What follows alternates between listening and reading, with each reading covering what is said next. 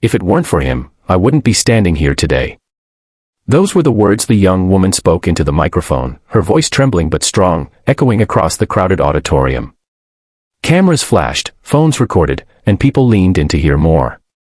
What she said next would unravel a story that would touch millions, a story about pain, courage, love, and an unexpected bond that changed both their lives.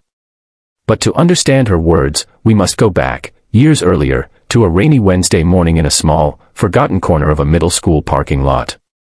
It was the kind of day where even the sky looked tired. Gray clouds hung low, the air smelled like wet pavement, and the wind carried the sharp bite of coming winter. Kids shuffled into school with hoods up and heads down, all except one girl. 12-year-old Emily Harris walked alone, her backpack slung low, one strap broken and tied in a knot. She kept her eyes on her shoes, hoping today would be different. But just like the past 3 months, it wasn't. "Hey, Raggedy Ann," a voice called out. It was Mason and his usual crew, taller, louder, meaner. They'd found her the first week of 6th grade, and never let go. "What's wrong, your dad too poor to buy you new clothes?" another chimed in. Emily clutched her coat tighter. It was a size too small. Her shoes had holes. Her hair was unbrushed. Her mom had left years ago, and her dad worked 2 jobs just to keep the lights on. She knew how she looked. But knowing didn't make it easier. That day, though, something changed. Just as one of the boys pushed her to the ground, a voice thundered from across the parking lot. "Hey! That's enough."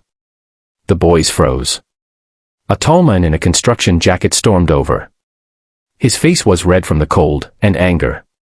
It was Mr. Callahan. Most kids knew him as Lily's dad. He dropped his daughter off every morning before heading to his job at the construction site nearby. But that day, he didn't just drive off like usual. "What kind of cowards pick on a girl smaller than them?" he snapped, standing between Emily and the boys. "Go on. Get out of here." The bullies scattered, muttering excuses and looking at the ground. Mr. Callahan knelt next to Emily, his voice gentle now. "You okay?" Emily nodded, her throat tight. He offered her his thermos cap, filled with hot cocoa.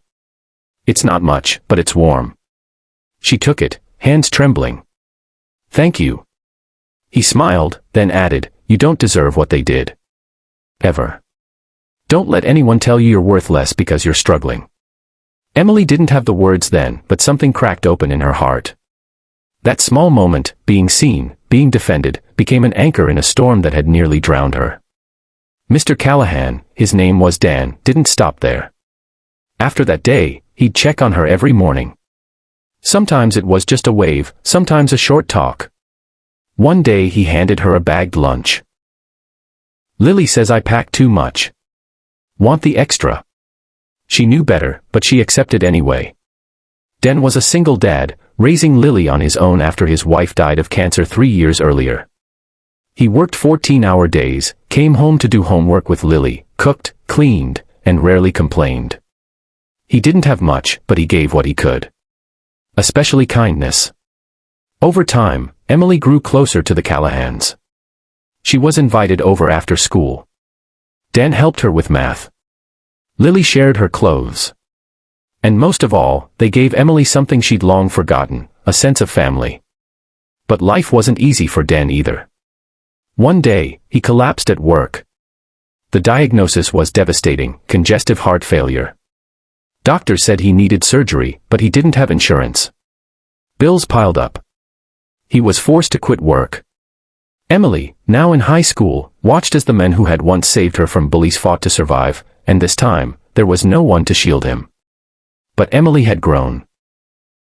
She started tutoring younger students for money. Took up part-time jobs. She kept her grades up. Applied for scholarships.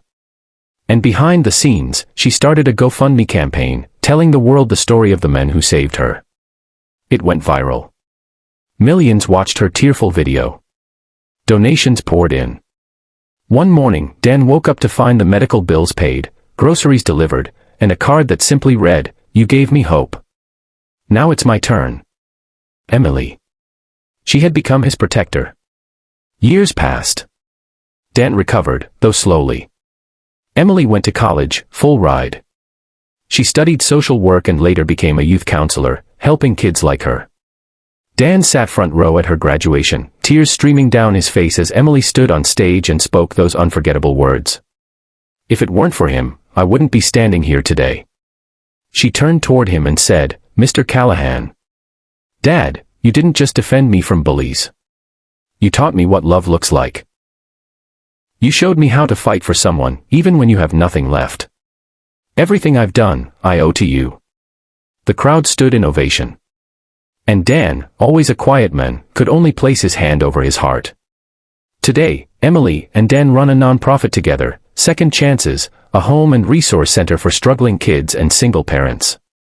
What started as one act of kindness in a parking lot grew into a lifelong bond, proof that the smallest actions can ripple across time and become the strongest lifelines.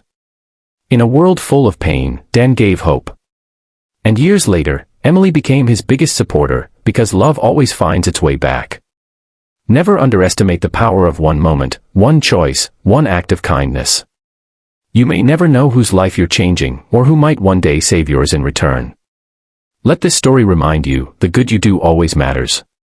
Even if no one sees it right away, love never fades, it only grows.